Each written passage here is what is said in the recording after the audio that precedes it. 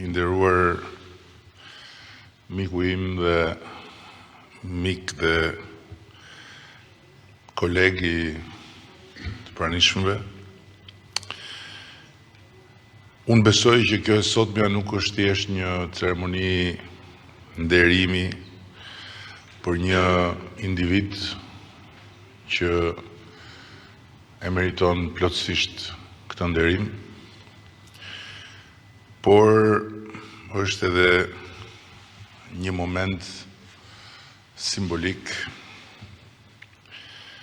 që rinxjerrim pa lidhjen mes dy traditash të vjetra dhe jo të vogla, austriake dhe shqiptare, në një spirale të përbashkët, vlerash si dia për kushtimi, dashuria për tokën e vetë njeriut.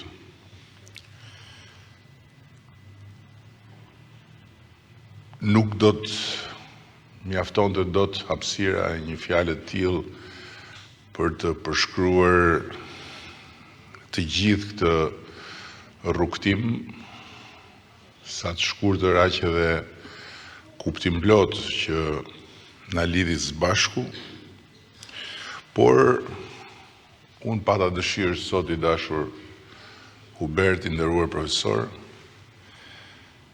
t'ju them se ju i bashkoheni një konstelacioni yjesh që nga Austria kanë dizluar mbi qiellin e Shqipërisë. Është një konstelacion i rrallë, ku ndriçojnë figura që i kanë dhënë vendit ton kulturë, gjuhë, identitet dhe dritë. Dhe sot Hubert Adenauer është i fundmi i një zinxhiri të gjatë që shtrihet në shekuj. Dhe që zanafillën e ka në Vjenën, ku u dëgjua për herë të parë tingulli i Shqipes. Kur në shekullin e 19 Gustav Mahleri deshifroi liqësitë e Shqipëres dhe shkroi se kjo gjuhë, më shumë se çdo gjuhë tjetër në Ballkan, është dëshmi e qëndrueshmërisë një populli. Apo ku Norbert Jokli, i cili mori edhe pakëzimin si babai i albanologjisë moderne, shprehte besimin se Shqipja është ura e gjallë midis lindjes dhe perëndimit. Ai u rrëmbye nga Gestapoja dhe humbi në errësirën e Holokaustit, por librat e tij mbeten si pika drite për çdo që do të ndërmarr udhën në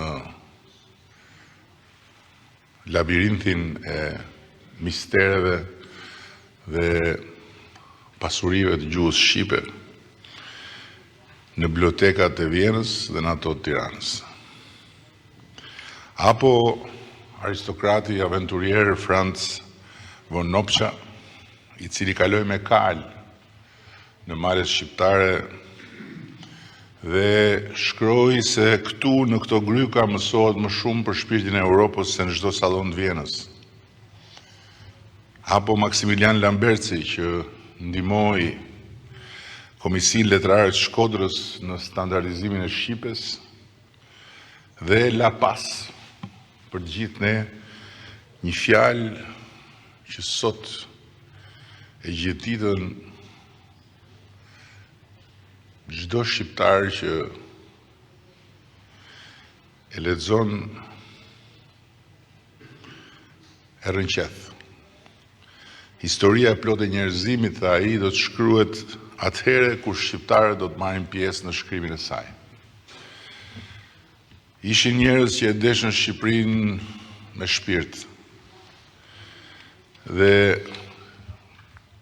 për fatin e mirë të këtij kombi dhe të këtij vendi, ata ishin shumë. Në fillim të shekullit 20,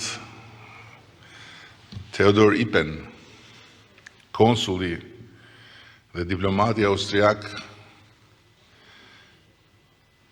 mori pjesë në themelimin e institucioneve të para moderne shqiptare. Dhe ai shkroi se kush e kupton tokën shqiptare, kupton vetë përmbajtjen e fjalës dinjitet. Në ditaret e tij përmendet se para çdo takimi zyrtar, ai përsëriste një zakon që e kishte mësuar në Shkodër. Së pari duhem përshëndetur syt, pastaj përshëndeten duart. Dhe besoj që jo vetëm mua që kam pasur për shkak të detyrës shumë duar shtrëngime, po dhe juve ju qëllon jo rrallë që ju japim dorën edhe syt janë diku tjetër. Ai nuk është takim përshëndetës. Po aq fisnik ishte Leo Freundlich, gazetari hebrej që i dha asër Shqipërisë kur ajo u bukos nga Europa me një libër, Albanians Golgota, i cili konsiderohet një akt moral që në një farë mënyre i shpëtoi nderin kontinentit. Uberti nuk është i pari austriak që dekorohet në këto vise.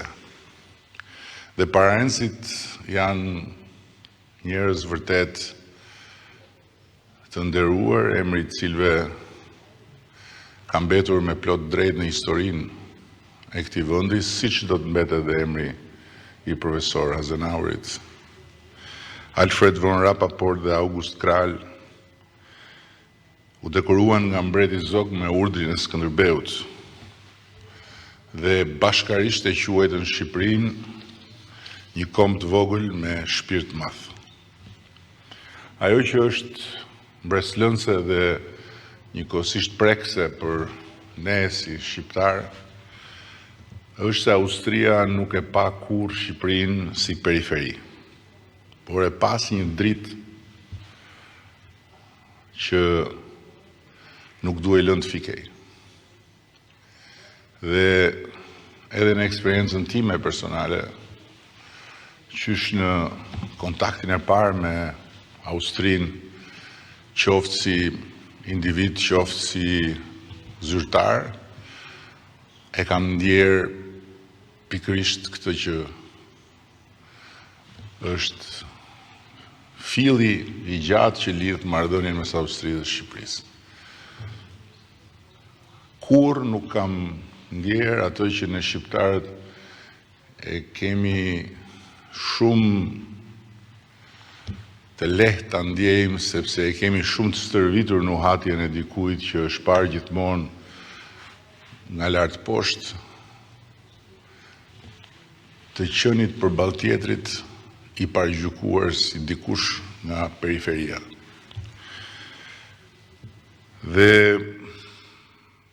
kjo është një frym që vazhdon edhe në ditët tona me studiues si Wilfried Fiedler, që përmes këngëve çame ringjalli një pjesë të shpirtit ton jugor, me Kurt Gostenschnick, që ka dokumentuar me shumë durim lidhjet e panumërta kulturore mes dy vendeve tona, me Basil Schader, profesorin në Zyri, që thotë se Shqipëria është një poezi e gjallë në strukturën e një gjuhe, me Peter Paul Wipliger, poetin, eseistin dhe fotografin që i kushtoi Shqipërisë një varg që më pëlqeu shumë ta risjell këtu për të nderuar profesor Azanaurin në Malet Shqiptare drita ka kujtesë. Dhe rrëfimi për lidhjen e gjatë dhe të thellë të Shqipërisë me Austrinë, për cilën unë jam i bindurës edhe vetë, i nderuar i profesor nuk është plotësisht i vetëdijshëm, ka figura që bashkuan jo vetëm dijen, po dhe gjakun në përpjekjen tonë për të mbijetuar, siç është generali Basta, një shqiptar austriak i cili la në fillim të shekullit 17 një traktat strategjie mbi nderin dhe disiplinën. Apo siç është Karl Gega, inxhinieri i Ekurullës Semeringut, që tha se rrugët që lidhin njerëzit janë më të rëndësishme se ato që ndajnë territoret. Apo Aleksandër Mojsiu, aktori shqiptar që është në panteonin e teatrit austriak, i cili i mbushi skenat e Vienës dhe të Berlinit me zërin e tij të papërsëritshëm, për cilin vetë Thomas Mann shkroi se ky është zëri që e bën njeriu të dridhet përpara të vërtetës. Por edhe në rrënjët e aristokracisë së re austriake ka pak gjak të mirë shqiptar. Gjaku i familjeve Sina dhe Dumba nga Voskopoja, të cilët quan në Vjenë art dhe filantropi, dhe në tërësi ishin rreth 30 familje shqiptare që vetë perandoria i fisnikëroi për vlerat e tyre. Dhe sot profesor Sti Vargu hyesh në qiellin e historisë sonë përbashkët, i bashkoni ju, një njeri i qetë, një njeri i përpikt, dhe pikërisht pse shumë i qetë dhe i përpikt edhe shumë i trazuar në shkallët e universitetit kur dolet për të na pritur ne që erdhëm pak si miq të paftuar për t'ju imponuar një krushqi të cilën unë jam i bindur ju nuk ishit parë as në ëndrrën më të keqe. Një njeri që rrezaton dritën e një mësuesi dhe të një zotërie që beson në forcën e dijes dhe në forcën e mirësjelljes. Një njeri pa zhurmë, por unë jam i bindur që si rektor i universitetit, edhe pse nuk e kam informacionin nga brenda, edhe një drejtues i hekurt. Një profesor që erdhi në Shqipëri jo për të folur për reformë, as për të dhënë mend, po për të mbjell një frym të re, me shumë delikatesë, me shumë respekt dhe me shumë durim, pa i mbyllur hundët e kultivuara në mjediset e sqimës austriake përpara shumë çkaje që mund ta bezdiste në realitetin tonë, por duke përqafuar atë realitet dhe duke u sjell me truallin e Universitetit Bujqësor si me një truall shpirtëror ku ai po na jep një dorë për të mbjellë një pemë të re për këtë shekull 3. Dhe fal kontributit tuaj i dashur profesor, Universitetit Bujqësor i ka rilindur jo thjesht shpresa, por i ka rilindur ambicia, i ka rilindur dëshira dhe pasioni, dhe me gjitha i ka rilindur besimi. Besimi që mbështetet tek një trup akademike e cila individualisht i ka të gjitha vlerat e nevojshme, por kolektivisht e kishte jashtëzakonisht vështirë që të mblidhej dhe të ndjej e bashkuar për një qëllim, me një ambicie dhe me një besim. Dhe ju sot, profesor, nuk jeni thjesht një kursesi, një akademik apo një njeri i ditur që është ndalur këtu për të thënë ato që di. Por ju jeni një pjesë e jona. Do thoni ju, po si ka mundësi prap